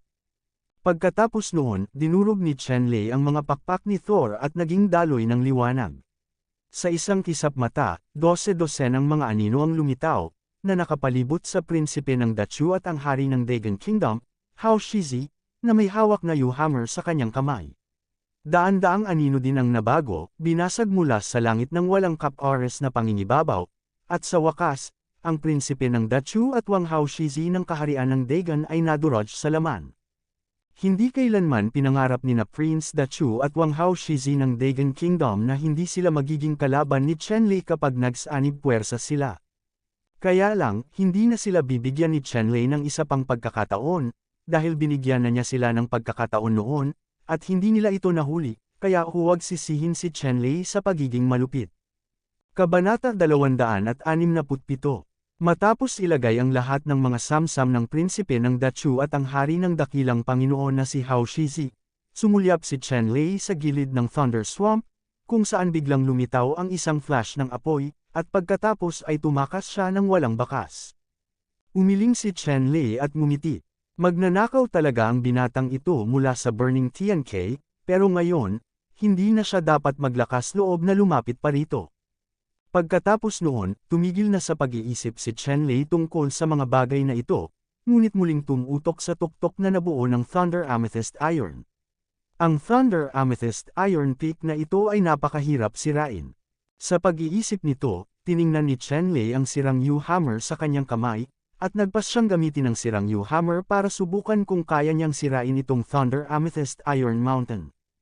Ang material ng sirang Yu Hammer na ito ay mas kaunti kumpara sa Thunder Amethyst Iron, ngunit ang mga defensive rune na nakaukit sa sirang Yu Hammer ay lubhang mahiwaga at mahirap makita. Naramdaman ni Chen Lei na ang gininto ang light stick na nakuha niya mula sa disipulo ng Xuanwu Peak na si Jin Kai ay dapat ding magmula sa nakapapaliwanag na lihim na kaharian na ito.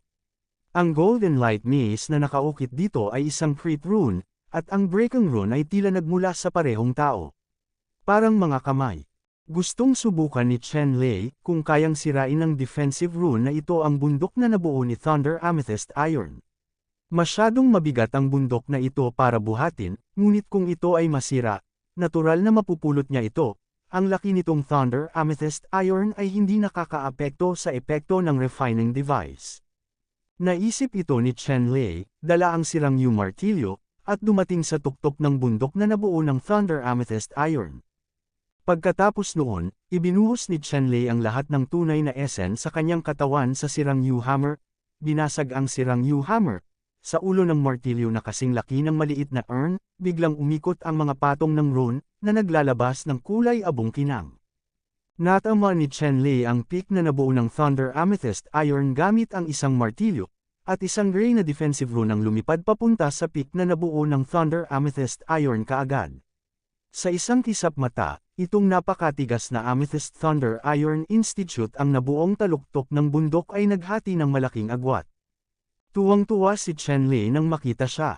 Mula sa puntong ito, posibleng dahan daw ang sirain ang bundok na ito ng kulog at amethyst na bakal gamit ang sirang Yu Hammer. Sa epektong ito, si Chen Lei ay napakasigla, hawak ang sirang Yu Hammer, at dahan daw ang dinurog ang tuktok ng Thunder Amethyst Iron na ito ng isa-isa, at inilagay ang lahat ng purong Thunder Amethyst Iron na ito sa bilog, kahit isang butil ng bigas ay hindi na binitawan. At nang durugan niya ang buong tuktok ng bundok na ginawa ng Thunder Amethyst Iron at kolektahin ang mga ito, nagkaroon ng napakalalim na hukay sa lugar kung saan nagbago ang Thunder Amethyst Iron, na may lilang liwanag sa loob. May mga pagsabog ng kulog, na sinasabayan ng tunog ng mga dragon. Tumingin si Chen Lei sa Shock Cave na may buong paningin, at nalaman na mayroong isang tunay na Leisha Dragon na may kulog sa loob, umaaligid at sumasayaw sa loob, at biglang sumugod palabas ng Shock Cave at tatakas na sana sa langit. Ginalaw-galaw ni Chen Lei ang kanyang katawan at huminto sa harap nitong tunay na Thunder Dragon. Ang tunay na dragon na ito ay ganap na binago ng mayaman at dalisay na Thunder Magnet.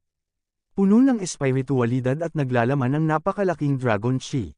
Ito ang Thunder Dragon na masamang espiritu na mahirap hanapin sa libu-libong taon. Sa isang lugar lamang kung saan nahulog ang tunay na dragon at sagana ang kapangyarihan ng kulog, maaari itong mabuo ng pagkakataon at nagkataon lamang. Nakita ni Chen Lei ang masamang espiritu ng dragang kulog na ito, at nabigla siya sa kanyang puso.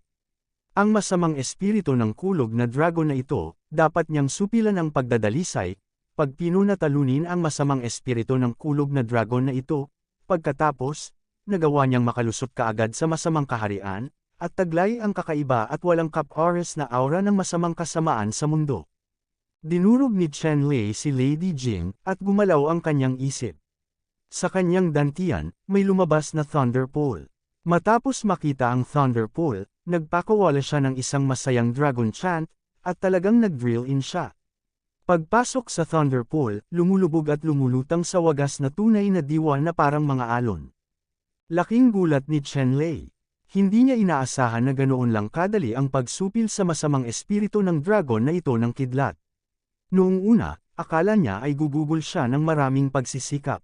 Pagkatapos, muling pumasok ang materialized thunderpool sa dantian ni Chen-Lei. Sa sandaling ito, ang masamang espiritu ng Thunder Dragon sa dantian ni Chen-Lei ay masayang lumalangoy sa thunderpool, at ang mabigat na diwa ng kulog at kidlat ay nagsanim.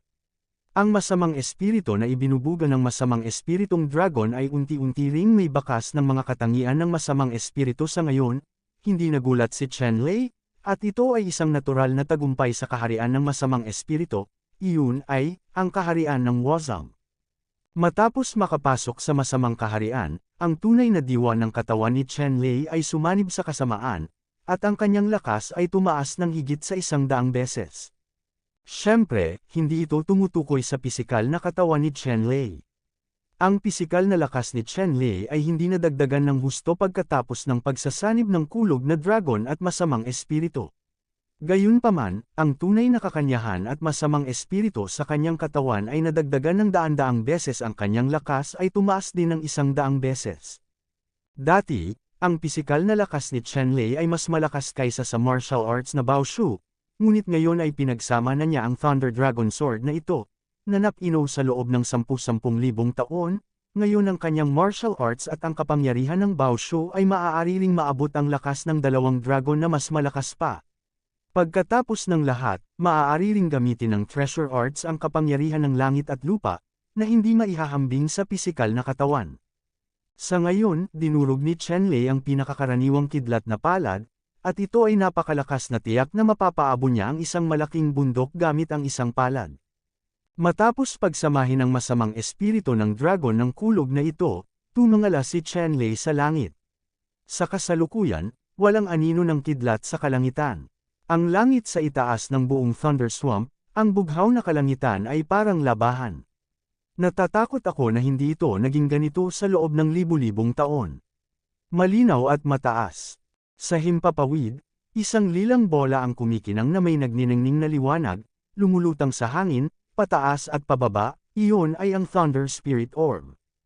Ang Thunder Spirit Orb na ito, pagkatapos masira ang seal, ay ganap na hinigop ang lahat ng kapangyarihan ng kidlat sa buong Thunder Swamp, at ginawa itong pinakadalisay na Thunder Spirit Liquid, na nakaimbak sa mundo ng Thunder Spirit Orb.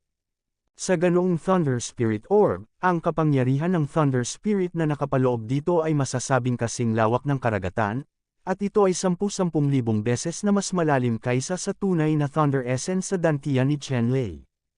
Ang gayong Thunder Spirit Orb ay may malaking pakinabang kay Chen-Lei. Hindi lang niya maa-absorb ang kapangyarihan ng Thunder Spirit Orb para madagdagan ito kapag naubos na ang tunay na essence, ngunit maaari ring sirain ang Thunder Spirit, napakapambihira para sa pagtatanggol at pag-atake ng mga kaaway. Inalis ni Chen-Lei ang Lei Lingzhou at direktang inilagay sa Thunder Pool sa kanyang dantian. Ang Thunder Spirit Orb na ito ay isang espiritual na nilalang ng langit at lupa, na maaaring direktang kolektahin sa katawan. At ang gayong Thunder Spirit Orb, sa sandaling makapasok ito sa dantian Thunder Pool, automatiko itong lumipad sa bakana ng Thunder Dragon Gang, na nagiging isang pangitain ng Dragon Head Orb, at nagkaroon ng tuloy-tuloy na alon ng Thunder. Pumasok ang Dragon Gang siya sa Thunderling Orb, at ang espiritual na kapangyarihan sa Thunder Spirit Orb ay patuloy na lumalabas, sinasaksak ang Thunder Dragon Gang siya, na umiikot sa isa't isa. Hindi alam ni Chen-Lei kung anong uri ng mga pagbabago ang magaganap sa kalaunan, ngunit naunawaan niya na ang kalagayang ito ay medyo mabuti para sa kanya ngunit hindi mapanganib. Susunod, maingat na hinanap ni Chen-Lei ang gitnang bahagi ng Thunder Swamp, ginalugad ang ilang nawawalang kayamanan, at pagkatapos ay dumiretso sa paligid ng Thunder Swamp. Ayon sa kanyang mga kalkulasyon, nanatili siya sa lihim na kaharian ng Kishan na ito ng halos 20 araw. Oras na para magmadali sa labasan. Last time, kailangan niyang marating ang exit malayo sa Kaitian. Misteryo. Ang maliwanag na lihim na kaharian na ito ay nagbubukas lamang ng 1 buwan sa bawat pagkakataon. Kung pagkatapos na isara ang naliwanag ang lihim na kaharian, walang nakakaalam kung ano ang mangyayari. Pagkatapos ng lahat, walang henyo na umalis sa lihim na kaharian ang naliwanagan noon. Lahat tayo ay misteryosong nawala isa-isa, walang bakas. Kabanata 268. Sa pagkakataong ito ang paglalakbay ni Chen Lei sa Kishan Secret Realm ay napakapambihira na kahit siya mismo ay nakaramdam ng hindi kapanipaniwala. Una, pinalalakas ng dugo at golden scale na dragonfish ang pisikal na lakas, pagkatapos, sa tuktok ng walang pangalan na bundok, kunin ang soul seed ng Thunder God Lotus, at makatagpo ang Sky Blue Nine Bells Horcrux sa Biloo Palace, at pagkatapos ay maglakbay.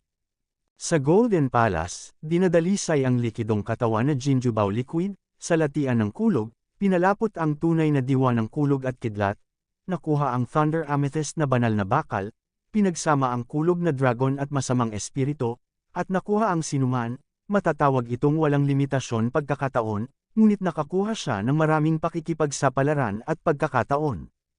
Kasabay nito, pinugutan din niya ng ulo sina Yin Wuying, Wang Daoling, Ho Qilin, Ma Jiao, ang batang lalaki sa pilak, ang prinsipe ng Dachu, ang hari ng Dagon Empire, at iba pa. Daan-daang storage ring na may malaking kapasidad ang kinumpista mula sa mga taong ito, at maging si Zi Kunling ay sinira niya. Hindi lamang siya nakakuha ng isang makapangyarihan at mahiwagang mountain rune. Ang martilyo, maging ang storage ring ni Zi Kunling, ay nahulog sa kanyang mga kamay. Halos lahat ng kinita ni Zi Kunling ay nasayang sa kanya. Naniniwala si Chen Lei na walang sinumang papasok sa lihim na kaharian ng Kishan ang magkakaroon ng mas masaganang ani kaysa sa kanya. Sa mga pakinabang na ito, ang paglalakbay ni Chen Lei sa Enlightening Secret Realm sa paglalakbay na ito ay masasabing walang nagawa, naabot o nalampasan pa ang layuning itinakda niya nang siya ay dumating. Ngayong malapit nang matapos ang oras ng pagbubukas ng Enlightened Secret Realm, wala na siyang natitira, lubos siyang nasisiyahan, at handa nang umalis sa kanyang pag-uwi. Di nagtagal, nagmadali si Chen Lei sa panlabas na lugar ng Thunder Swamp at natagpuan ang Ko Hangluan. Si Ko Hangluan ang nagmaneho ng Dragon Chariot na pansamantalang ipinahiram sa kanya ni Chen Lei. May tatak ito ni Chen Lei, kaya madali itong nahanap ni Chen Lei. At ang ani ni Ko Hangluan sa Thunder Swamp sa panahong ito ay medyo mayaman din, at nakatuklas pa siya ng isang Dragon Chi Element Crystal Vein, ngunit itong Dragon Chi Element Crystal Vein ay isang maliit na ugat, tanging may libu-libong pinakamahusay na Dragon, Chi Yuanjing, ngunit ito ay isang malaking kalamangan para sa Ko Hangluan. Nang mahanap ni Chen Lei si Ko Hangluan, ipinaliwanag niya ang kanyang plano sa kanya, at tumango rin si Ko Hangluan bilang pagsang-ayon. Ngayon, oras na para pumunta. Bagamat mayroong maraming kayamanan sa Enlightened Secret Realm na ito, walang sinuman ang maaaring kumuha ng lahat ng kayamanan para sa kanyang sarili, at hindi maaaring maging masyadong sakam. Nagmaneho sina Ko Hangluan at Chen Lei patungo sa exit ng lihim na rehiyon ng Kishan. Ngayon, ang lokasyon ni Chen Lei at Ko Hangluan ay Thunder Swamp. Mayroon ng detalyadong mapa ng lugar na ito. Maaari silang sumugod sa labasan ng lihim na rehiyon ng Kishan hanggat sinusunod nila ang mapa. May mga estudyanteng hindi pinalad. Minsan kapag pumapasok sa Enlightened Secret Realm, sila ay random na itatalaga sa isang hindi pamilyar na lugar. Minsan sa loob ng isang buwan, walang babalikan. Gayunpaman, hindi mahalaga, dahil sa mga huling araw, ipapadala ng Kishan Secret Realm ang mga disipulong ito sa isang pampublikong lugar, na kalahating araw lang ang layo mula sa exit, na napaka-convenient. Gayunpaman, sa tuwing may mga disipulong papasok sa lihim na kaharian ng Enlightenment, tinatanggihan ang paghahatid na ito sa iba't ibang dahilan, o dahil malaki pa rin ang posibilidad na hindi ito makumplito, o dahil sila ay sakam at gustong manatili ng ilang panahon pa, araw. Ang ilang mga disipulo ay nakabalik bago nagsara ang Kishan Secret Realm, at ang ilan ay nanatili sa Kishan Secret Realm magpakailanman, at kalaunan ay nawala. Sa pag-uwi, sinalubong ni Chen Lei si Nia Chenran ng nagkataon, at dinala si Nia Chenran sa Dragon Carriage.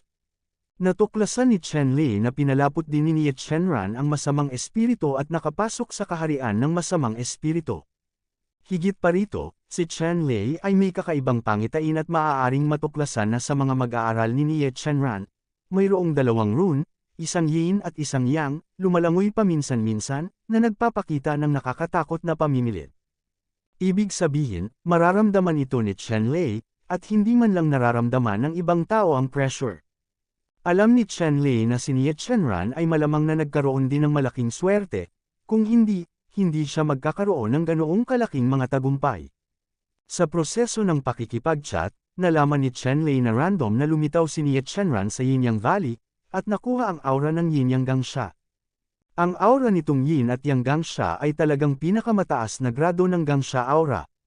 Kung ikukumpara sa Gangsha Thunder Dragon ni Chen Lei, mas maganda pa ito. Ang masamang espiritu ni Yin at Yang ay likas na napakalakas, at ang masamang espiritu ng Thunder Dragon ni Chen Lei ay ang masamang espiritu na nabuo sa pamamagitan ng ebolusyon ng Dragon Origin Dragon Soul at iba pa. Ang isa ay likas at ang isa ay nakuha. Sa aspeto ng kalikasan, natural na mas malakas ang aura ni Yin Yang Xia. Gayunpaman, ang chi ng Xia Thunder Dragon ay isinama sa True Dragon Soul at Dragon Shi, Long Yuan, at iba pa. Kahit na ang dragon na si Dan ay isinama dito, at ang mga pagkakataong nakuha nito ay hindi rin maihahambing. Sina Chen Lei, Hu Hongluan, at Nie Chenran ay lumipad ng tuluyan.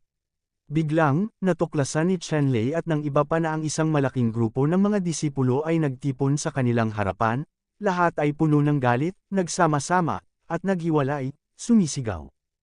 Anong nangyari kanina, bakit ang daming tao?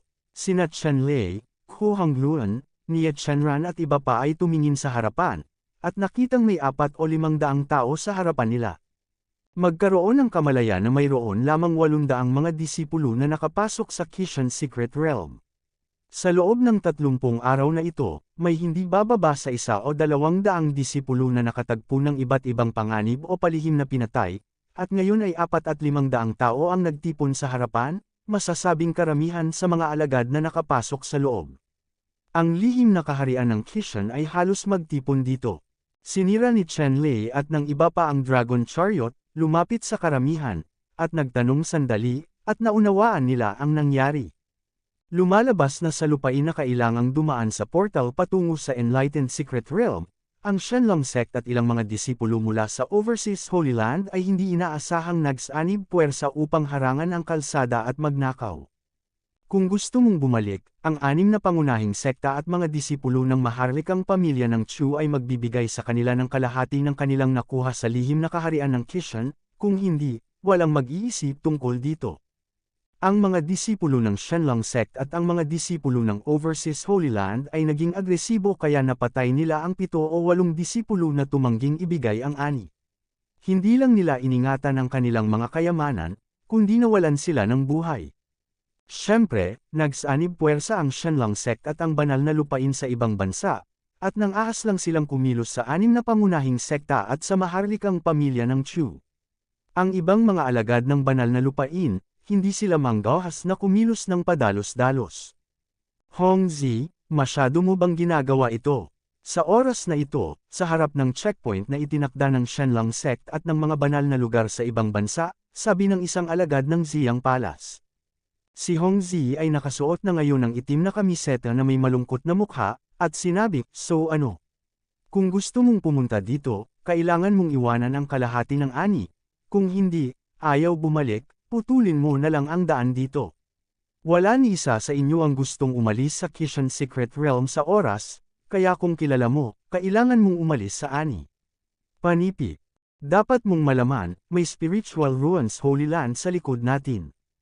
Ang disipulo ng Ziyang Palace ay hindi maiwasang mairita nang makita niyang hindi ito binili ng Shenlong Sect Hongzi. Ngumisi si Hongzi, at sinabing, lahat ng mga Panginoon ng Lingshu Holy Land, natural na hindi kami nang ahas na huminto, ngunit hindi kami natatakot sa mga bagay-bagay. Lahat ng mga alagad ng banal na lupain, mangyaring umalis kung nais mong umalis. Kung gusto mong mauna, huwag mo kaming sisihin sa pagiging bastos. Panipi. Ang dahilan kung bakit naglakas loob si Hongzi na magsalita ng mga malalaking salita ay dahil sa pagkakataong ito, ang mga alagad ng mga banal na lugar sa ibang bansa ay talagang umabot sa 70%. Sa madaling salita, 30 Shenlong Sect disciples lamang ang pumasok sa Kishan Secret Realm sa pagkakataong ito. Marami sa mga tao ay nagmula sa kanilang orihinal na mga turo, at ang natitirang 70 o higit pang mga tao ay mga disipulo mula sa mga banal na lugar sa ibang bansa. Ngayon, higit sa 70 overseas Holy Land disciples ang tumaya ng husto dito, at malinaw na 6 na pangunahing sekta at disipulo ng Chu Royal Family ang ninakawan, at iba pang mga Holy Land disciples ang malayang makapasa. Sa ganitong paraan sa iba pang mga banal na lugar, syempre hindi napipilitin ng mga disipulo ang kanilang mga ulo. Kabanata 269. Ang ilang mga disipulo, tulad ng banal na lupain ng mga guho ng espiritu, ang banal na lupain ng Juntian, at ang nasusunog na Tiyankay, ay umalis na sa oras na ito. Karamihan sa mga disipulong hinarang dito ay mga disipulo ng 6 na pangunahing sekta. Ang mga sikat na banal na lupain ay walang lakas ng loob na magsabi ng anuman. Pagkatapos ng lahat, ang kasalukuyang Shenlang sect at ang mga tao mula sa mga banal na lugar sa ibang bansa ang may ganap na mataas na kamay. Kahit na hindi masyadong marami sa kanila, ang kanilang lakas ay tiyak na madudurog ang lahat. May ganoon ba? Malamig na tumikim si Chen Lei. Hindi niya inaasahan na ang Shenlang cult ay gagawa ng ganoon kagandang trabaho. Gayunpaman, kung iisipin mong mabuti, walang dapat ikabahala ang Shenlang sect. Pagkatapos ng lahat, ang Shenlang sect ay itinatag sa ibang bansa, at walang kontak sa iba pang 6 na sekta ng Chu Kingdom, kanyang mga turo. Sa pagkakataong ito, orihinal na gustong kumita ng malaking kita si Shenlong Jiao. Bukod dito, ito ay suportado ng mga banal na lugar sa ibang bansa, at walang nang ahas na gawin. Niloloko ba talaga ako na walang tao sa Ziyang Palace? Si Wu Haoyu, ang young master ng Ziyang Palace, ay tumayo at malamig na tumingin kay Hongzi. Nang makitang si Wu Haoyu yun, napangisi si Hongzi at sinabing, "Wu Haoyu, huwag mong sabihing masyado kitang iniistorbo. Sa ganitong paraan, hanggat matatalo kami ng isa sa inyo, hahayaan namin kayong umalis ng walang kondisyon." Ano sa tingin mo, Panipi? Malamig na tumawa si Wu Haoyu, talaga. Sinabi ni Hongzi, sa harap ng napakaraming tao, natural na hindi ko sisirain ang aking pangako. Sinabi ni Wu Haoyu, kung gayon, hindi ko alam kung sino sa inyo ang darating upang maliwanagan ako. Sinabi ni Hongzi, para makitungo sa iyo, kung hindi mo kailangan ng iba, gagawin ko. Sinabi ni Wu Haoyu, dahil ito ang kaso, mangyaring gawin ito.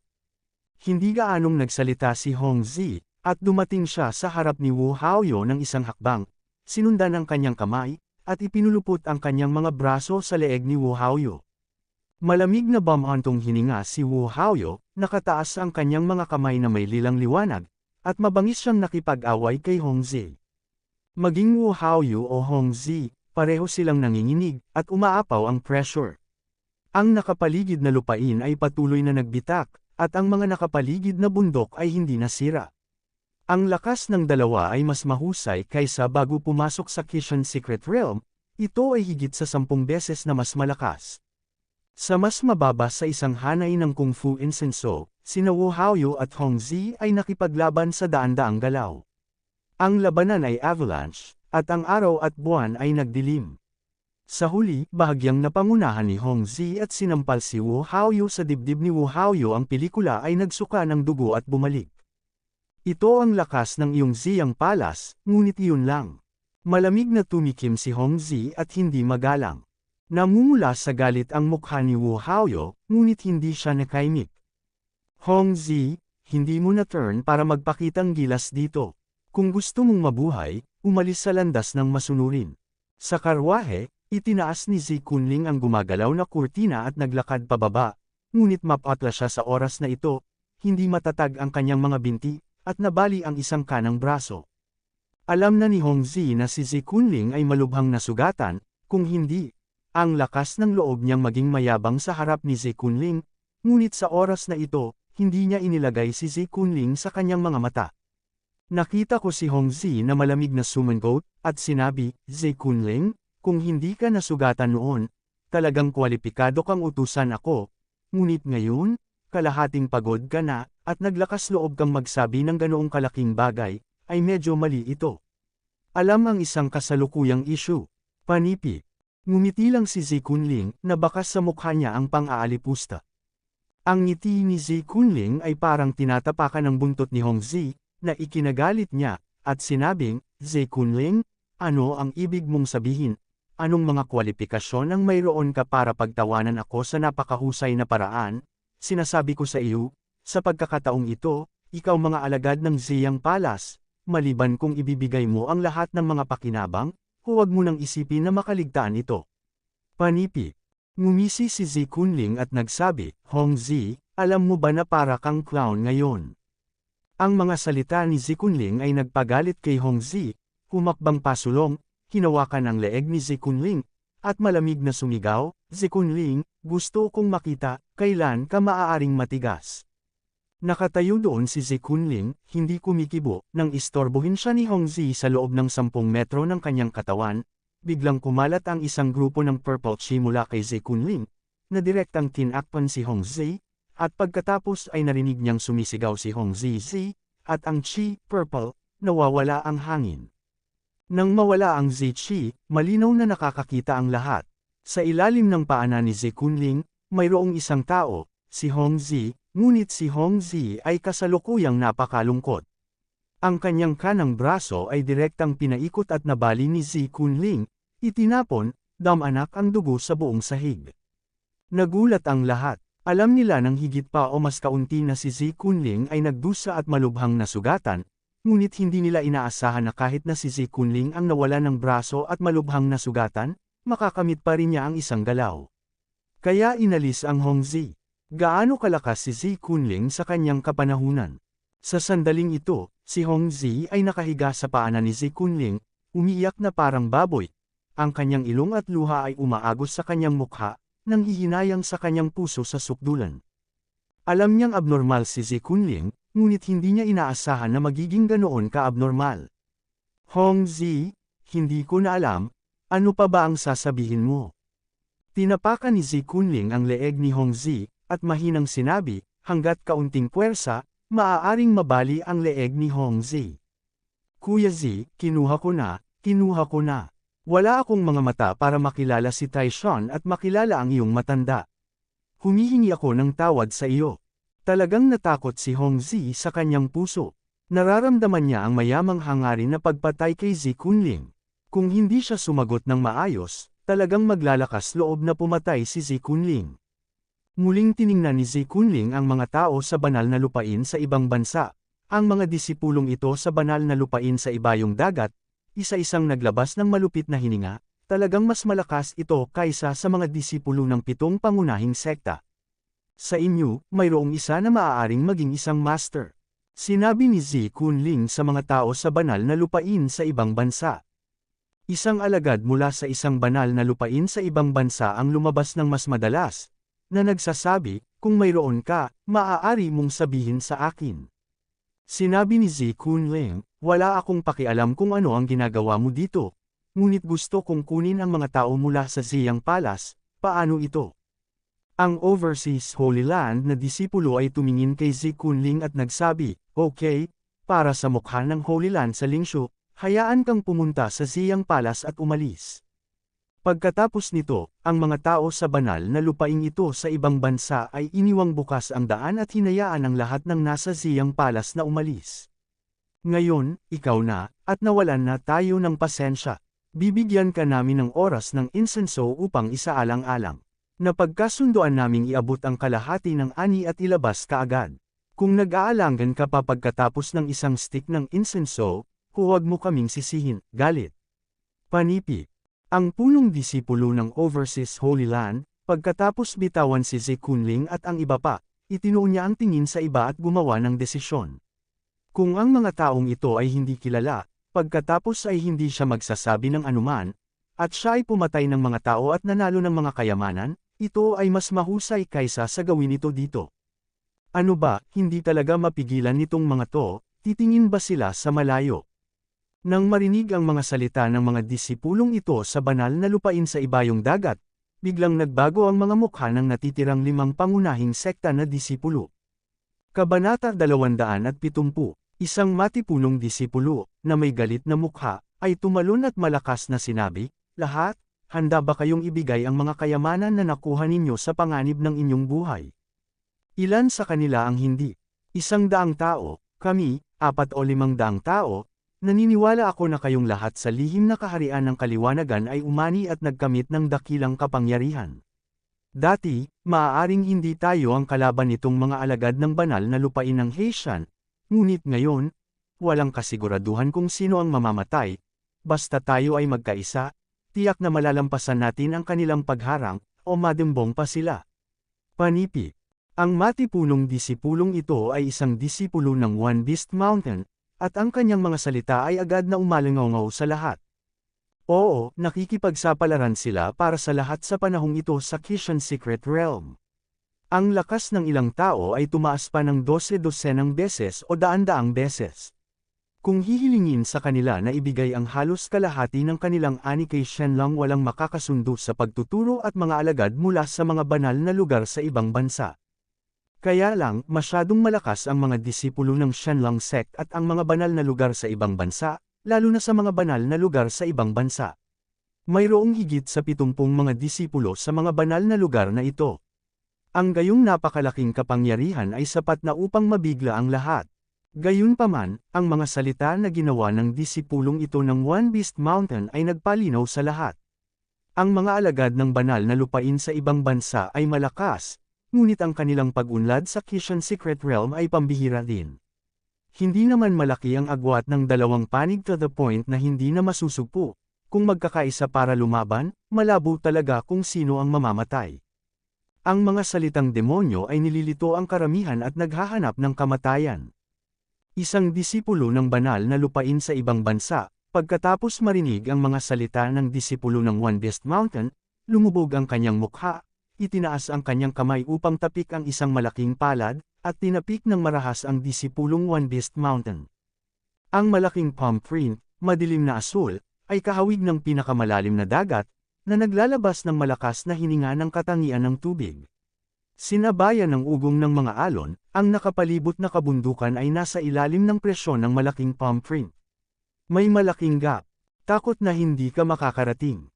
Ang mga mag-aaral ni One Beast Mountain ay umuungal, at sa Beast Spirit na Pulse Ares sa kanyang kamay, isang liwanag ang kumislap, at isang bakal na nasa likod ng bundok na oso ang umungal at lumitaw sa lugar. Sheng, na nagpapakita ng matinding pang-api. Ang bundok na oso ay umungal, at sumugod patungo sa malaking madilim na asol na palad. Sa isang alon ng paa ng oso, binasag niya ang madilim na asol na palm print na naglabas ng malupit na aura at ginawa itong kalangitan. Sunod-sunod na bumagsak ang maitim na asol na patak ng tubig, tulad ng malakas na ulan. Pagkatapos, ang sandalan ng bakal na oso sa bundok ay gumawa ng malalaking hakbang at lumapit sa alagad ng banal na lupain sa ibang bansa sa ilang hakbang. Ang malaking paa ng oso ay nagbuga ng itim na liwanag, at sinampal nito ang pangalan ng banal na lupain sa ibayong dagat. Ang malaking hangin ng palad ay direktang tumama sa lugar kung saan nakatayo ang alagad ng banal na lupain sa ibang bansa, at isang malaking butas na ilang metro ang lalim ang lumitaw sa lugar, at ang disipulo ng banal na lupain sa ibang bansa ay walang puwang para dito, pero mabilis na umiwas at tumakbo palayo. Ang alagad ng banal na lupain sa ibang bansa ay may pangit na mukha, at napakalakas ng sandalan ng bakal na oso sa bundok na ito. Isang ngiti ang lumitaw sa mukha ng disipulong One Beast Mountain. Ang Ironback Mountain Bear na ito ay isang halimaw na pinaamo at pinaamo niya mula pa noong bata pa siya, at ang orihinal na lakas nito ay hindi ganoon kalakas.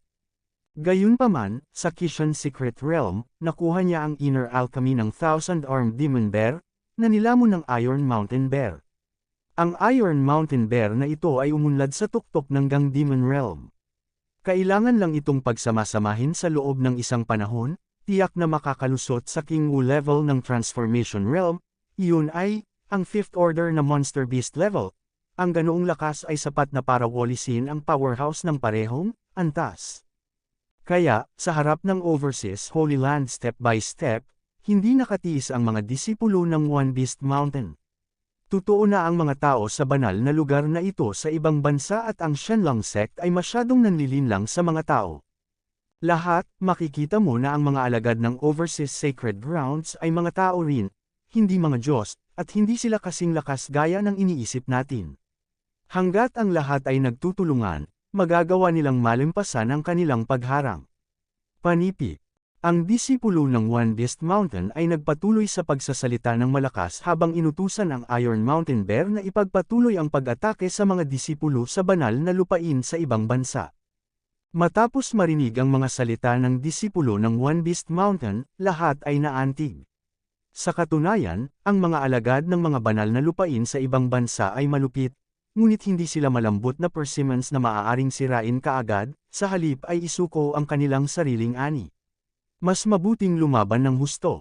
Ang mga alagad na makapasok sa lihim na kaharian ng Kishan, na hindi elite ng sekta, ay talagang handang pagsamantalahan at pagbabantaan ng banal na lupain sa ibayong dagat at ng sekta ng Shenlong. Ngayon lang, wala silang pinuno, at ngayon, ang hitsura ng disipulo ng One Beast Mountain, ay agad na nagpakilos sa puso ng lahat, at hindi na nanahimik. Patayin, hindi ako naniniwala na kayang takpan ng isang kamay ng isang holy site ang langit. Tiyak na, may hindi nakapagpigil at direktang binaril ang alagad ng banal na lupain sa ibang bansa. Mahigit 70 katao mula sa mga banal na lugar sa ibang bansa, gayon din ang mahigit 20 katao mula sa Shenlong sect, biglang nagbago ang kanilang mga mukha. Ang sitwasyong ito, ngunit pinakaayaw nilang makita, kung ang lahat ay talagang sumali. Sa huli ay maaari silang manalo, iyon ay isang miserableng tagumpay, na wala sa kanilang mga interes. Ang tanging paraan upang gawin ito ay ang patayin ng ilang mga tao na nangunguna sa kulog upang pigilan ang iba, kung hindi, ang mga kahihinatnan ng bagay na ito ay hindi maiisip. Sa banal na lupain sa ibayong dagat, isang alagad na nagniningas na may malakas na hininga at hangarin sa pakikipaglaban, tulad ng isang dragon, ay pumailan lang sa hangin, na may dalang 10,000 zang asol na liwanag, hamampas ng isang mabangis na palad, at tinutukan ang disipulo ng One Beast Mountain patad, ang Bear Ironback Mountain. Isang napakalaking tunog na nanginginig sa lupa ang umalangaw sa mga tainga ng lahat. Ang malakas na sandala ng bakal na oso sa bundok ay talagang nabasag sa kalahati ng braso nito ng alagad na ito ng banal na lupain sa ibang bansa. Ang Ironback na bundok ay ilang 10 metro ang taas, ang oso ay umungal sa sakit. Ang malaking katawan ay nanginginig, at ang lupa kung saan ang mga talampakan ng kanyang mga paa ay nanginig. Iyon ang kabilang palad. Agad na ginawa ng Overseas Holy Land na disipulo ang malaking ulo ng Iron Mountain Bear na isang bulok na pakwan, at ang katawan nito ay namumulaklak ng 10,000 sinag ng asol na yuan chi. Nakatayo sa hangin, sumigaw siya ng malakas, sinuwang ng ahas na kumilos ng padalos-dalos tulad ng oso na ito. Ang alagad na ito mula sa Overseas Holy Land ay napakalakas kaya naging hindi makatao. Talagang pinatay niya ang napakalakas na Iron Mountain Bear ng napakadali. Ang gayong malakas na puwersa ay humadlang sa iba na lumipat. Wow! Biglang lumipad ang isang pilak na liwanag mula sa karamihan, umabot sa sukdulan nito, at binaril ang alagad ng banal na lupain sa ibang bansa na nakatayo sa kalangitan. Ang alagad ng banal na lupain sa ibang bansa ay nagpakita ng isang malupit na ngiti sa kanyang mukha, nakataas ang kanyang palad na may asul na liwanag, at ang palad ay sinampal ang pilak na liwanag na tumama sa kanya. Gayunpaman, ang pilak na ilaw na ito ay mas mabilis kaysa sa inaasahan ng mga alagad sa banal na lupain sa ibang bansa. Hinampos niya ito ng palad, at isang pilak na liwanag, tulad ng isang kidlat, ay tumagos sa kanyang lalamunan at direktang binaril ang halos lahat ng kanyang leeg. Matapos itong masira, lumipad ang pilak na liwanag, tumama sa isang malaking bundok na libu-libong metro ang layo, at direktang winasak ang isang maliit na tuktok ng bundok. Ang alagad ng banal na lupain sa ibang bansa na nakatayo sa himpapawid, na may hitsura ng kawalang paniwala at kawalang kasiyahan sa kanyang mukha, ay nakatanim ng husto mula sa himpapawid at namatay ng marahas. Matapos ang pagkamatay ng alagad ng banal na lupain sa ibang bansa, ang buong sitwasyon ay ganap na wala sa kontrol. Ang iba pang 5 disipulo na napatigil ay lahat ay binaril, galit na umaatake sa mga disipulo ng Shenlong sect at sa banal na lupain sa ibang bansa, at ang eksena ay magulo.